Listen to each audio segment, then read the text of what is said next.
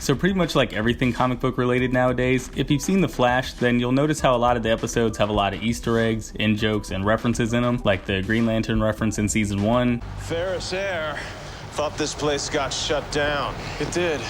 One of their test pilots disappeared. Or the Bat Signal reference in season 2. What's up? So you got my message? That light was perfect bait. What made you think of that? I don't know. I think I saw it in a comic book somewhere. But one of the more interesting ones I haven't really seen any follow-up for was that Justice League reference from back in season 1. In the episode The Trap, after Barry, Caitlin, and Cisco stumble onto Eobard's time vault, they accidentally meet Gideon, who mentions a number of facts about Barry from the future, including how he'll become a member of some organization or another. Barry Allen, Director of Central City Police, also known as The Flash. Founding member. What are you? Now, as seen in that clip I just played, we don't know exactly what all Gideon was going to say since Barry cut her off, but it is assumed by pretty much everybody who's seen the episode that she was going to refer to the Justice League, of which Barry is a founding member in the comics. And even if you want to disagree with that, there was a comic book style teaser for the episode posted on the official Flash Twitter that featured the exact same scene, but this time Gideon actually managed to say the word justice before getting cut off. And while that's cool and all, is there really a chance that we could see the Justice League eventually form in the Arrowverse? Personally, I'd say yeah, it's very possible. Even ignoring how the Arrowverse has treated future events across a couple of the different shows, more on this in a little bit, we've gotten confirmation that the different founding members of the Justice League exist in the Arrowverse, but they're just out and about doing things on their own. We've already seen characters like Flash, Superman, and Martian Manhunter. Atlantis was name dropped when Barry visited Earth 2, hinting at Aquaman.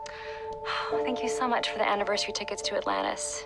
Your dad and I have always wanted to go. Cheetah's name was shown when Barry and a time-displaced Captain Cold infiltrated Argus, while the Legends dropped off Helen of Troy on Themyscira, meaning Wonder Woman must also exist, and Batman pretty much exists everywhere. He's been name-dropped or hinted at by so many different characters by this point, he's like pretty much everywhere in the multiverse. And even if the showrunners didn't want to include either Batman or Superman for some reason, there's always the possibility that they're going to work in Supergirl and Batwoman instead, since the latter is actually set to be introduced, along with Gotham City, during the next big Arrowverse crossover. Speaking of crossovers, there was also that little tease towards the Hall of Justice after Barry showed off that old Star Labs hangar during the Dominator invasion.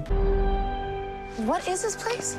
It's this old hall hangar thing that Star Labs owns. But you know, I could understand if some people might be a little skeptical, like, oh, comics, it's just a reference for fans. None of the Arrowverse shows follow up on all the future hints and stuff they set up in earlier episodes. And maybe that's true, I can't say for sure. I mean, I can't really think about literally every single moment in every single episode of every single CW superhero show while I'm writing the scripts for these videos, but I can say that the shows follow up on a lot of them. Connor Hawke first showed up in season 2 of The Flash before appearing in Legends of Tomorrow, as did the Legion ring before it showed up on Supergirl. Caitlin's Killer Frost persona, the Trial of the Flash storyline, and the Legends of Tomorrow were all teased during the Flash's season 1 finale. And of course, there's also that newspaper, the Reverse Flash, and later Team Flash, reference whenever they're concerned about changes to the future, which proves that Barry will eventually disappear during a fight with the Reverse Flash, since the story never changes, outside of some crazy life-altering event, like getting stabbed by a future version of the guy you're trying to marry, or losing your powers, or something like that. And it also sets up both the Atom and Hawk Girl way before either character showed up on screen. So there you go, the fact that the shows do tend to follow up on a lot of hints and potential plot points set up in super early seasons, along with how there's been plenty of JLA related characters, Easter eggs, and references scattered throughout the Arrowverse, must mean that the TV version of the Justice League will eventually form at some point. But how are they going to do it though? Of the 4 live action shows set in the Arrowverse, Black Lightning doesn't count just in case you don't remember, 3 of them exist in the same universe, so it's easy to see how most of the Justice League could come together if, for example, that starfish from outer space ever decides to show up again. But what about other characters like Martian Manhunter or Superman? Both of them are founding members of the League too, and they're stuck in a show set in a completely different universe. And while we know characters on Supergirl can cross over into the main Arrowverse thanks to Cisco, it seems unlikely that anybody from the Arrowverse would go out of their way to recruit somebody from another universe as a main member of their new team, not to mention how somebody like Superman, for example, might not feel all that obligated to move out of his home universe just to join up with a bunch of people he's never met before.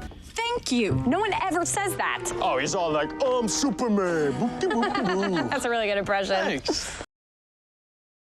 So I guess there really won't be a TV version of the Justice League after all, huh? Well, then again, maybe there's still hope. Remember that future newspaper I mentioned earlier? Well, the main story on it, the one that never changes, specifically mentions an event described as a crisis, complete with red skies. Now, it's never exactly mentioned what all this crisis is, but it does seem like what's being described here is an Arrowverse version of the 1980s Crisis on Infinite Earth storyline. In the comics, the crisis forced superheroes from across the different DC universes to come together to face off against a singular, powerful enemy, with the end result being a single DC universe featuring new versions of a bunch of characters and moments from all the different previous universes all smashed together. And if the Arrowverse decides to follow in those footsteps, then that means we could see the heavy hitters from all 4 shows gather up and work as a single team against somebody as powerful as, say, the Anti-Monitor or Superboy Prime, or whoever else the showrunners want to whip out and blow 4 shows worth of special effects budget on. Now, before you start writing about how something like this will definitely never happen, let me just read you this quote from Grant Gustin from back in 2017, when, after being asked whether or not the Flash would tackle a version of the Crisis on Infinite Earth story, stated, "We don't really talk about on a yearly basis, but it was mentioned early on, and that's a goal. Obviously, we'd have to go, I think, 10 years to reach that, so there's a possibility for sure. It'll be fun to get there." So there you have it. It looks like we'll be getting a couple Kryptonians and a Martian showing up on Earth 1 after all. But then again, if the showrunners ever did try to put together a TV version of the League, they'll probably have to call it something different, since DC's always telling them to kill off characters or whatever for the movie side of things. Remember how Arrow had to kill off Deadshot, and that Harley Quinn reference was pretty much forgotten as soon as it showed up? So while we may be able to expect a Justice League at some point, I don't think we should expect to see it called the Justice League. We might just have to settle for hearing it called something else, like the JLA or the Super Friends. Seriously, I hope it's not the Super Friends. But anyways, guys, that's my take on whether or not the CW's version of Barry Allen will ever join up with a version of the Justice League. If you guys agreed with anything I said in this video, or if you have your own theories you want to throw out there, then go ahead and let me know in the comments down below. Otherwise, I will see you all next time.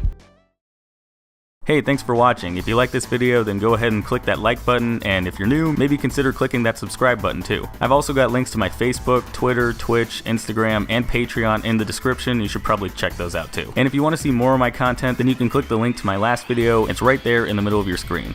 Alright, and I will see you all next time.